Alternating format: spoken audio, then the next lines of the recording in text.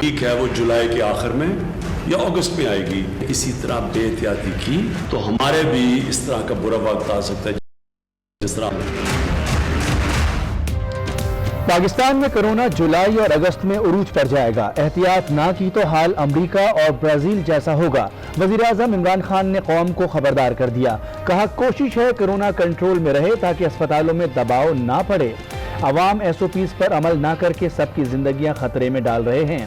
Mask ضرور پہنیں, اس سے 50% بیماری سے بچا جا سکتا ہے. وزیر اعظم کی ایک بار پھر لاک ڈاؤن کی مخالفت.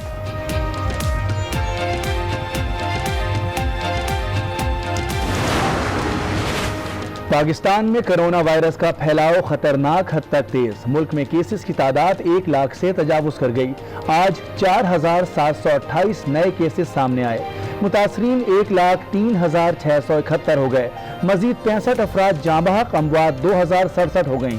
67,239 زیر علاج, 34,355 مکمل صحت یاب.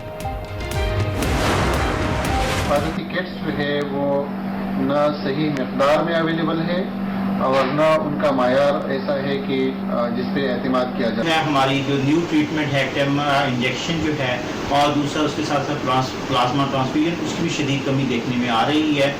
ہم حکومت سے مطالبہ کرتے ہیں کہ وہ اپنی لاک ڈاؤن کی پالیسی پر نظر ثانی کرے. ملک میں کرونا وائرس کے پھیلاؤ پر ڈاکٹرز شدید پریشان. پروگرام فیصلہ آپ کا میں گفتگو کرتے ہوئے حکومت سے پالیسی پر نظر ثانی کرنے کا مطالبہ. کہتے ہیں اگر صورتحال یہی رہی تو پھر اسپتالوں میں ڈیوٹی دینے کے لیے ڈاکٹرز نہیں رہیں گے.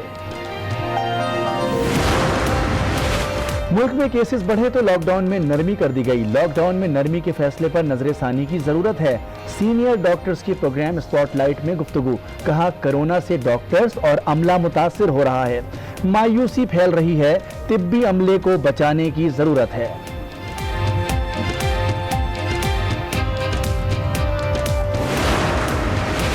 عوام سے عوامی نمائندوں تک کرونا وائرس کے وار. سابق وزیر اعظم شاہد خاقان عباسی اور وزیر ریلوے شیخ رشید بنے شکار. طارق فضل چودھری میں بھی وائرس کی تشخیص. بلوچستان کے سابق وزیر سردار در محمد ناصر بھی چل بسے. وزیر صحت سندھ عذرا پیچوہو کا اسپیکر سندھ اسمبلی کو خط. 55 سال سے زائد عمر کے ارکان کو اجلاس میں شرکت سے روکنے کی اپیل.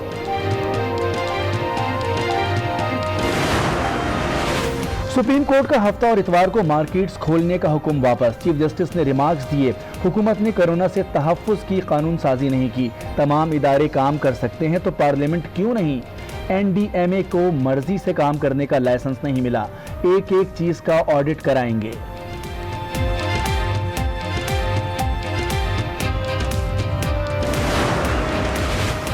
اسلام آباد میں ریکارڈ 35 دن میں خصوصی اسپتال تیار. انفیکشن ٹریٹمنٹ سینٹر 5 وارڈز اور 250 بیڈز پر مشتمل ہے.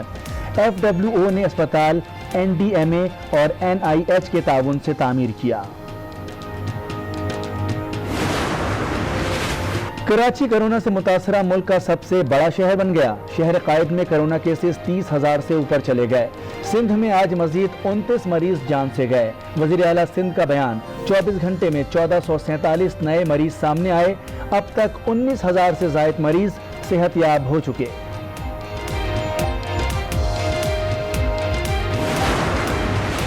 کرونا وائرس بلوچستان کے 31 اضلاع میں پھیل چکا. ترجمان بلوچستان حکومت لیاقت شہوانی نے خبردار کر دیا. کہا عوام کے تعاون کے بغیر کرونا کا مقابلہ ممکن نہیں. کرفیو مشکل کام ہوگا. عوام کو کرونا کے ساتھ جینا سیکھنا ہوگا. وائرس منتقلی کی شرح 21% تک بڑھ چکی. پنجاب کے اسپتالوں میں مریضوں کی تعداد میں تیزی سے اضافہ. لاہور کے اسپتالوں میں کہیں بیڈ نہیں تو کہیں وینٹیلیٹرز کی کمی. کرونا وائرس کی ٹیسٹنگ کٹس میں بھی کمی. ماسک لازمی قرار دینے کے ساتھ ہی قیمتیں بڑھ گئیں. 5 روپے والا ماسک 40 روپے میں فروخت ہونے لگا. 100 روپے کے N95 ماسک کی قیمت 500 روپے تک جا پہنچی.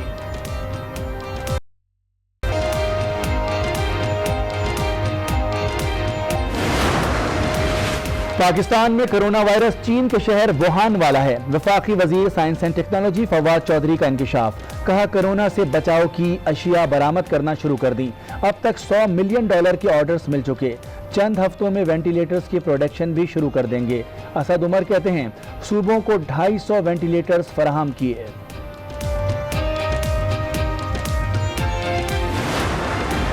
وزیر اعلیٰ پنجاب کی اسپیکر پنجاب اسمبلی سے ملاقات، کہا قاف لیگ کے ساتھ غلط فہمیاں پیدا کرنے کی سازش کامیاب نہیں ہوگی، اتحادیوں کو ساتھ لے کر چلیں گے۔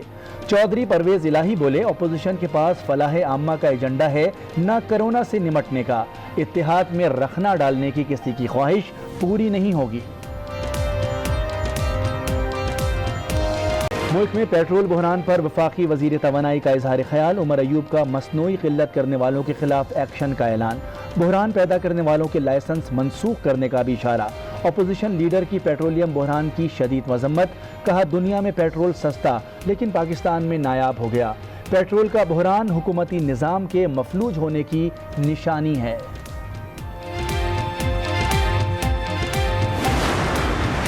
وزیر اعظم نے مضبوط ترین شوگر مافیا پر ہاتھ ڈالا، چینی مافیا کو قانون کے مطابق سزائیں ملیں گی، وفاقی وزیر مراد سعید کی گفتگو۔ فیاض چوہان بولے وزیر اعظم کا احتساب کا جذبہ غیر جانبدار ہے، لوٹ مار ایسوسی ایشن احتساب سے بچ نہیں سکتی۔ لیگی رہنما عظما بخاری کی تنقید، پوچھا چوہان صاحب کس چینی چور کے خلاف ایکشن لیا گیا؟ جہانگیر ترین کو لندن فرار کروا دیا گیا، خسرو بختیار کو سزا کے بجائے ترقی دے دی گئی۔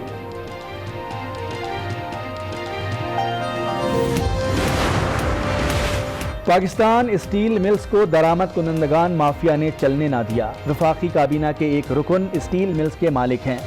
سینیٹر رضا ربانی کا ایوان بالا میں اظہار خیال، کہا وزیر نشکاری بتائیں ان کا کون سا بیان صحیح ہے، نشکاری کے خلاف national labour federation Karachi press club پر احتجاج۔ کرونا وائرس کا شکار سینئر اداکارہ روبینہ اشرف اسپتال میں زیر علاج، خاندانی ذرائع کے مطابق روبینہ اشرف کی حالت میں بتدریج بہتری آ رہی ہے، فنکار برادری اور مداحوں کی روبینہ اشرف کی جلد صحت یابی کے لیے دعائیں۔ خطرناک کرونا وائرس نے دنیا بھر میں تباہی مچا دی، متاثرہ 6 بڑے ممالک میں لاکھوں کیسز اور ہزاروں اموات، امریکہ میں کیسز 20 لاکھ سے اوپر، برازیل میں 6,91,000، روس میں 4,76,000، اسپین میں 2,88,000، برطانیہ میں 2,87,000 اور بھارت میں 2,58,000 کیسز۔ پاکستان کی بیٹی نوبل انعام یافتہ ملالہ یوسفزئی کا گریجویشن مکمل، آکسفورڈ یونیورسٹی سے ڈگری حاصل کر لی۔ ویڈیو پیغام میں کہا زندگی میں کچھ کھونا اہمیت نہیں رکھتا، بحران کا مقابلہ کرنا زیادہ اہم ہے۔ اور میچ فکسنگ کے الزامات، سابق کرکٹر سلیم ملک نے دے دیا جواب، پی سی بی میں جواب جمع کرانے کے بعد میڈیا سے گفتگو میں کہا ان کے معاملے پر سویا ہوا آئی سی سی اٹھ جاتا ہے، تمام کرکٹرز کے ساتھ ایک جیسا سلوک کیا جانا چاہیے۔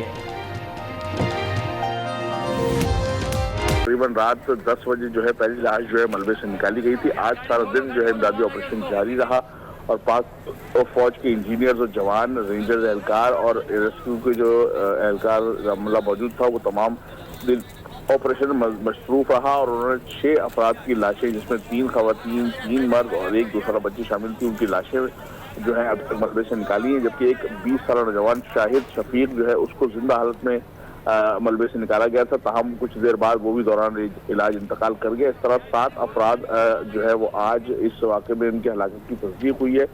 کل جو اس حادثے میں اب تک ہلاکتیں ہیں ان کی تعداد 8 ہو گئی ہے، جبکہ کمشنر کراچی نے جو گزشتہ روز میڈیا کو بتایا تھا کہ 40 فلیٹ تھے اس عمارت میں قائم جو تمام کے تمام آباد تھے، تاہم جب مارچ میں بلڈنگ کنٹرول اتھارٹی کی جانب سے نوٹس جاری کیا تو اس کے بعد آہستہ آہستہ جو خاندانوں کی اکثریت تھی وہ یہاں سے منتقل ہوئی تھی، تاہم اس کے باوجود بھی 6 سے 7 خاندان جن کی کم سے کم تعداد جو ہے وہ 30 کے قریب بتائی جا رہی تھی وہ یہاں پر موجود تھی جب یہ حادثہ پیش آیا۔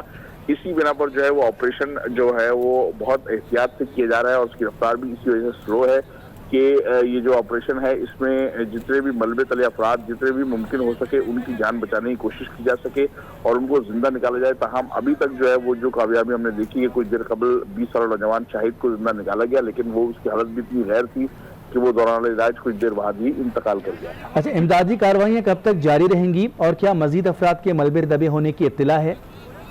जी, शुबा तो यकीनी तौर पर यही जाहिर किया जा रहा है कि तकरीबन 30 के करीब अफराद इस हादसे के वक्त इमारत में मौजूद थे और शुबा यही है कि इस मलबे में मजीद इंसानी जिंदगियां भी जो है वो दबी हो सकती हैं, लिहाजा इसी वजह से ये ऑपरेशन किया जा रहा है और एहतियात की वजह से किया जा रहा है। ताहम ये जो बहुत पतली पतली गलियां हैं और ज़्यादा हैवी मशीनरी यहाँ पर नहीं आ सकती, लिहाजा मलबे को उठाने में भी मुश्किलात पेश आ रही हैं। तो अभी ये ऑपरेशन कई रोज़ जारी रहने की तवक्को जाहिर की जा रही है। बहुत शुक्रिया, काशिफ फारूकी तफसीलात से आगाह कर रहे थे।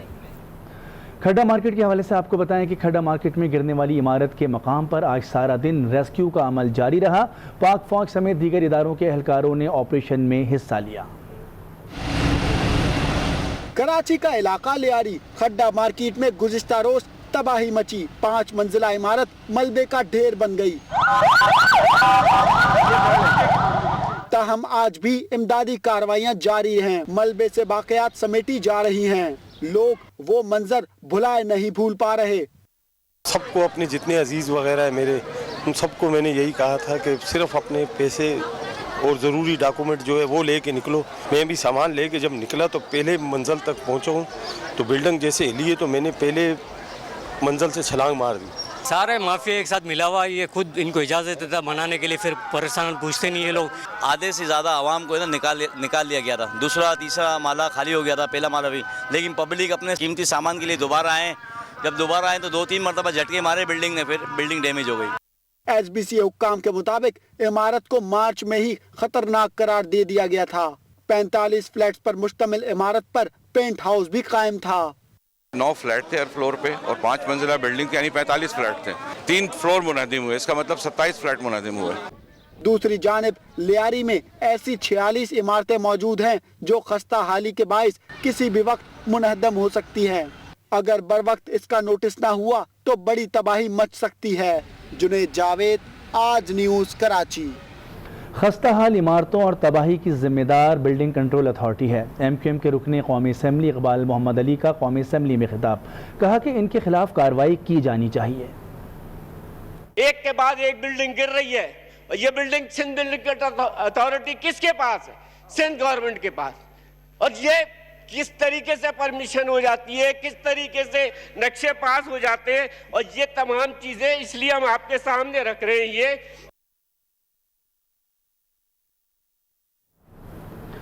आगे बढ़ेंगे, आपको बताएं कि फैसलाबाद से आपको खबर शामिल करेंगे, जहां सुधार के करीब ऑयल रिफाइनरी में आतिशबाजी हुई है।